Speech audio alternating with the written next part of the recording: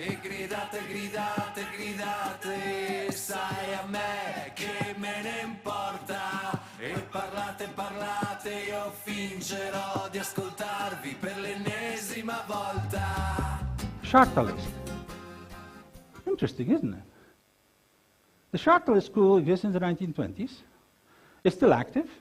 It's producing a lot of journals and articles and stuff which you never hear of, and which you'll never find a mention in Samuelson or anybody else in any of the schools that we talked about. Why?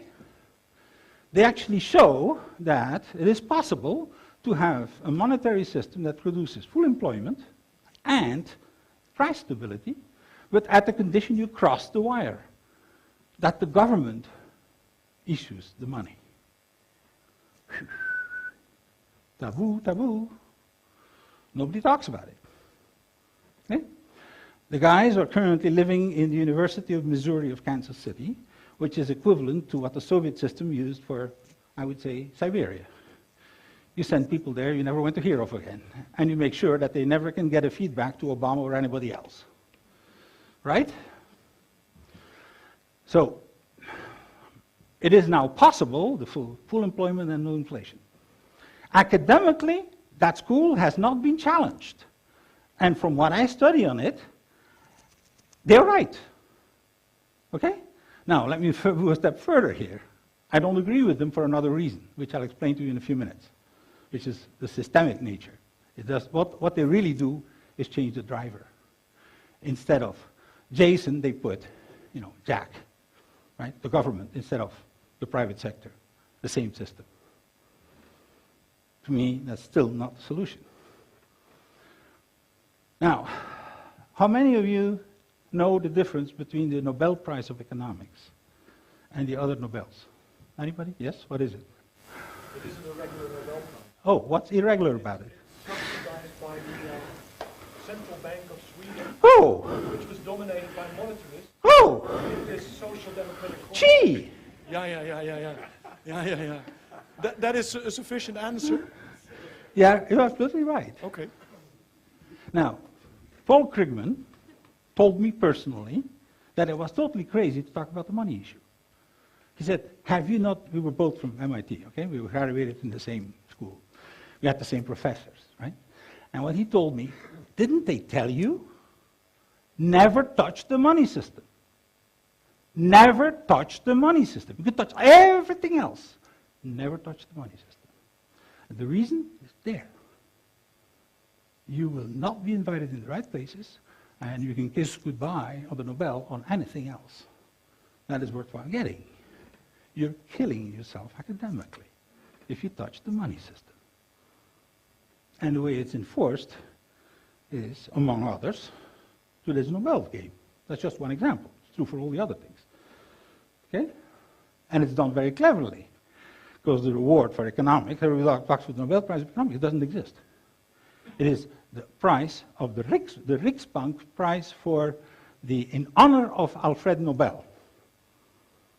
And it's paid for by the central bank and is decided by the board of the central bank. So, this is literally the same thing as saying we'll put Microsoft or Bill Gates in charge of the future of computing, right? You see the point? So you start seeing the layers of blindness that we're creating here. Finally,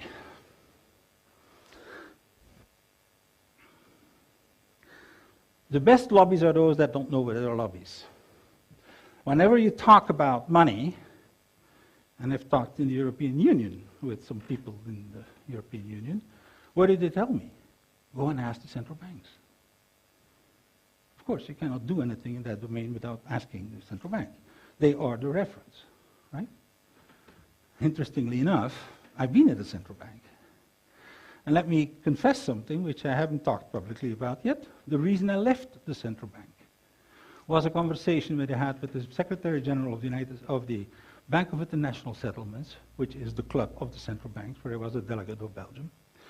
And they told me, literally, I had written a book on Latin America back in 1979, announcing the Latin American debt crisis, for those who remember this old history. It was, believe it, the only book that actually announced the crisis of the Latin American debt. And he said, Bernard, I read your book. What are you doing in a central bank? And I told him the truth. Interestingly enough, in the Belgian central bank, they never asked me that question. Well, I would have told them too.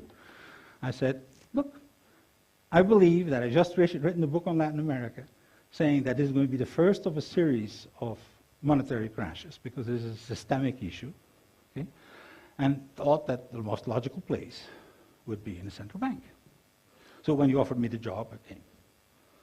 But he said, but Bernard, you have to understand. We exist, the Bank of International Settlements. The central banks exist. The IMF, the World Bank exists only for one purpose. One purpose. To keep the system going as it is, not to improve it. It is the lobby for status quo. It was created in the 19th century because the deal that the banking system got at the time was the best they ever could get. So we're going to create an institutional framework that actually freezes that reality forever. Okay? So that's the last bit. There's an active lobby that nobody sees as a lobby, because it's different from the central banks are different from the banks, right? Oh yes, they actually fight with each other and they actually, have disagreements about things, but there's one thing they agree on, the status quo on the system. The car is a taboo. Okay? That's the message. Are we clear so far? So we can start seeing why we don't see. We've been trained not to see for a long time. Okay, now let's go to the systemic cause. My colleague, Robert Dulanovic from the University of Maryland, has spent 25 years quantifying the flow of biomass in an ecosystem. You'll ask me immediately, what the hell does that do with money, right? I'll give you the answer.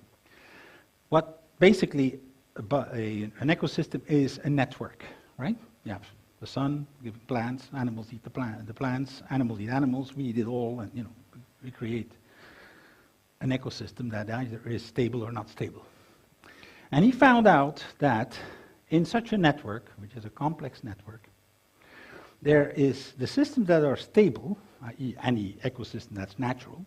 They've been there for a few million years, otherwise they wouldn't be stable, right? You have a balance between two things, throughput efficiency and rebound capacity.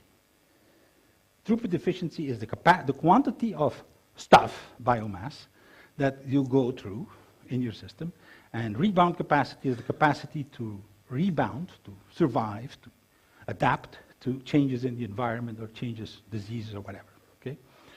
Now, these are emergent properties from a network structure which is completely independent of what circulates in the network. It works for biomass in an ecosystem, it works for electrons in an electrical distribution system, it works for information in your immune system, or it works for money in an economy. They're all complex networks. You see the connection?